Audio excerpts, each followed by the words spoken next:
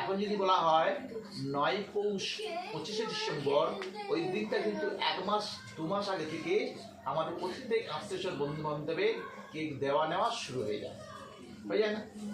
কিন্তু এখন যদি প্রশ্ন করা হয়, আপনারা সবাই তো এই পবিত্র ভারতে গৌর দেশের মানুষ, বলুন তো গৌরহরি কোনদিন জন্মগ্রহণ করেছিল?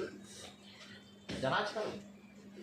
সেদিনটা কোনদিন আত্মীয় বলেন এসো আমরা আজ গৌরহরির জন্মদিন পালন করি, এসো আমরা গৌরের গুণগান কীর্তন করি, এসো আমরা গৌরের ভজন করি?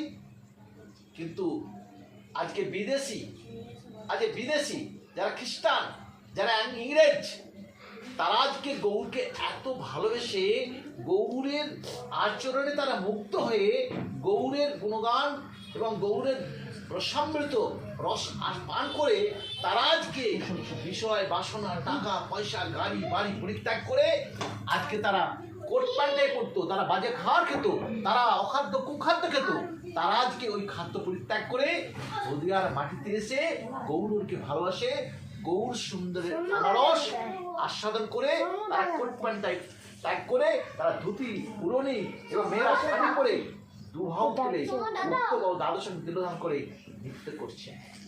এই পৃথিবীতে আছে যত নগর গ্রাম তোমাকে ডাকছে উপরে, কি ডাকছে তোমাকে? কেউ ডাকে না, বস মোর এই নাম। আজ গৌরকে ইংরেজরা কেমন ভাবে ভালোবেসেছেন, আর আমাদের মাটিতে গৌরকে আমাদের মতন প্রতি উদ্ধার করতে এলেন, কিন্তু সেই গৌরকে আমরা চিনলাম না। কিন্তু আজকে যীশু খ্রিস্টের দিন, কেক খাওয়ার দিন, বড়দিন, বড় বড় কেক কাটছি, হ্যাপি বার্থডে খাওয়াচ্ছে, এই ছেলের জন্মদিন হবে, আগে থেকে সোসাইটি করতে যাচ্ছে ওরে, ওই ছেলের বদলে গৌরের প্রসাদ খাওয়া, ওই ছেলের দীর্ঘায়ু হবে, নিরোগ হবে। কিন্তু আমরা তো কি জনরি জটরে ছিলে, যখন কি কথা বলেছিলি তখন কি বলেছিল ছেলেটা? বলেছিল প্রভু তোমার স্মরণ করবো, তোমার নাম করবো, তোমার গুণগান কীর্তন করবো, তোমার সেবা করবো, তোমার পুজো করবো। কিন্তু একদিনও কোনোদিন কোনো মা কোনো ছেলেকে বলেছে যা একটু মন্দিরে প্রণাম কর, ঘুম থেকে বাবা মাকে প্রণাম কর, একটু তুলসী বৃক্ষের প্রণাম কর? একদিন কোনো মাসে শিক্ষার বীজ বপন তার জমিতে করে না, শুধু কি করছে?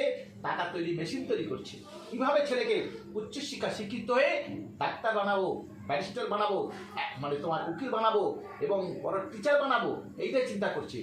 তার জমিতে আধ্যাত্মিক বীজ বপন করেছে। অনেকে প্রশ্ন করেন গুরুদেব ওই ভগবানকে থাকলে খেতে দেয়, ভগবান যদি খেতে নেয় দিচ্ছে নাকি? একটা মা 180 দিন তার জটিল সন্তানটি থাকে, 180 দিন জটিল থাকার পর শিশুটি ভূমিষ্ঠ হয়, কি খায়? মায়ের মাতৃকথা থেকে অমৃত সুধা পান করে।